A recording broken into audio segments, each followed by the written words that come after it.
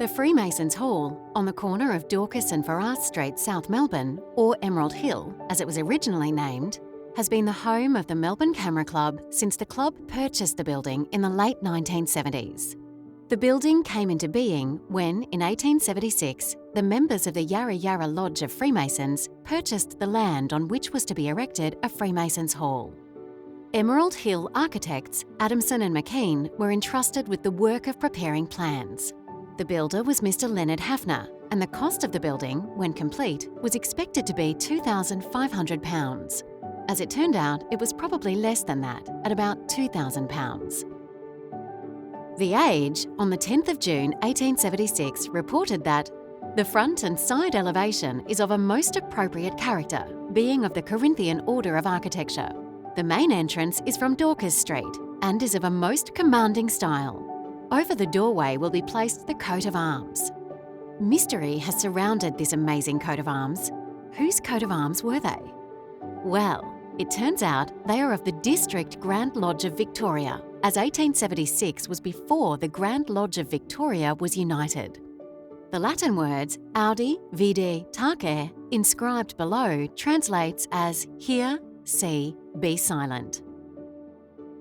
Moving inside the building, the supper room, committee rooms, anteroom and offices are entered via the main door.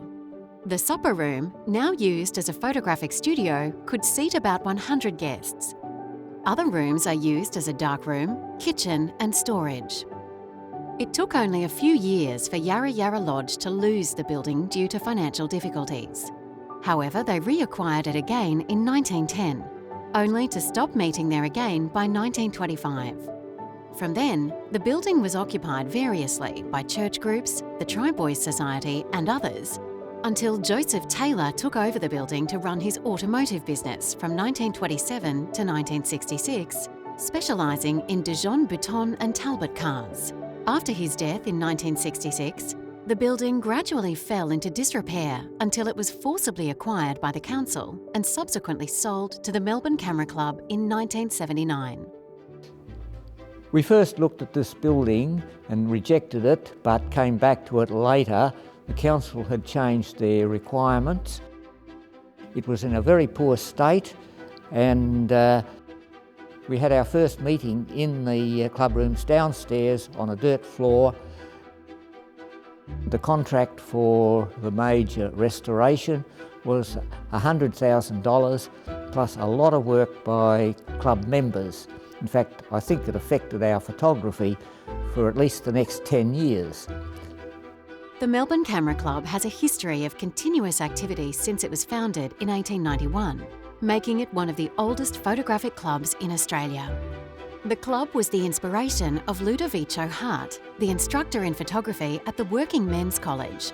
The club provided a meeting place where students and graduates of the college could pursue the art and practice of photography and, in admitting women, was in advance of its time. The lodge room is reached via the Victorian hand-carved staircase, which, with a prominent newel post, ascends and twists to the upper floor without the occurrence of intermediate newels. Because indoor gatherings were prohibited during the influenza epidemic of 1919, the club was obliged to continue its activities with outdoor meetings and excursions. As the college did not reopen after the epidemic, the Working Men's College Photographic Club changed its name to the Melbourne Camera Club and commenced operations at the YMCA building in the second half of 1919. This was the first of 13 moves in the next 60 years. The lodge room is now used as a gallery and meeting room. Its impressive covered ceiling with pilasters, with richly foliated caps and panels inlaid with marble, is largely intact. The club survived the Depression of the 1930s, but with a reduced membership and in a precarious financial position. Yet enthusiasm remained high, and much work of international standard was produced.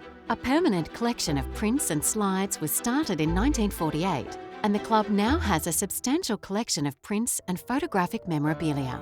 The Melbourne Camera Club's been very fortunate in having an extensive archive collection, mostly relating to the photographers from the club, but we also have a collection from significant Australian photographers like Max Dupain, Harold Cazenau, Athol Smith, and even some photos of international significance, such as some from Lord Snowden and the very famous photograph of Winston Churchill by Karsh. Several disappointments, the Melbourne Camera Club secured the magnificent but dilapidated Freemasons Hall. After considerable work by club members, the fully restored, prestigious amateur photographic club rooms were opened in 1981 by the Premier of Victoria, Sir Rupert Hamer.